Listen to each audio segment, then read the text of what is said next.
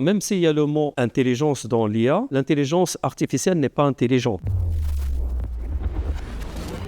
Je suis Younes Benani. Je suis Thomas Grégory. Nous allons vous expliquer comment l'intelligence artificielle Transforme les compétences des médecins. La chirurgie guidée par l'intelligence artificielle, c'est de la prise de décision. Jusqu'à présent, la prise de décision d'un chirurgien, par exemple lors d'un acte chirurgical, elle est basée sur son expérience et sa formation. À terme, le chirurgien prendra une décision possiblement augmentée par l'expérience d'un algorithme qui aura appris de milliers ou de centaines de milliers d'opérations chirurgicales par des milliers de chirurgiens, parfois beaucoup plus experts. Ça apporte évidemment une sécurité du geste chirurgical au patient. Il faut voir l'IA comme un stéthoscope numérique qui apporte plus de précision aux médecins. L'exemple qui me vient en premier en tête est celui des algorithmes qui sont capables de détecter sur des radiographies les fractures. Actuellement, si vous tombez ou vous faites mal par exemple au poignet, vous allez aller aux urgences. Votre radio va être lue par le médecin, l'urgentiste, qui peut passer à côté de votre fracture. Elle va être relue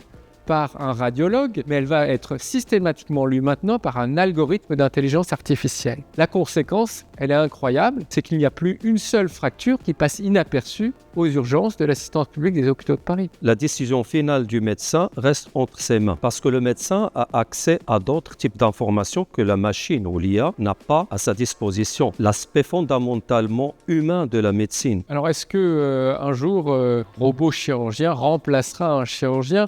L'IA ne peut pas remplacer les compétences d'un médecin. Elle les complète, elle les augmente. Même s'il y a le mot intelligence dans l'IA, l'intelligence artificielle n'est pas intelligente parce qu'elle est capable d'apprendre, mais sans comprendre. Un médecin, il a cette capacité de compréhension, d'intuition. Et il est évident que le chirurgien, pour le bien de la chirurgie, pour le bien des patients, va se former à ces nouveaux outils. C'est aussi un enjeu. Les pratiques, les maladies évoluent dans le temps. Donc les compétences d'un médecin d'hier ne ressemblent pas aux compétences d'un médecin d'aujourd'hui et ne ressemblera pas aux compétences de médecin de demain. En tout cas, ce qui est certain, c'est qu'on ouvre un chapitre tout nouveau de la chirurgie grâce à l'IA.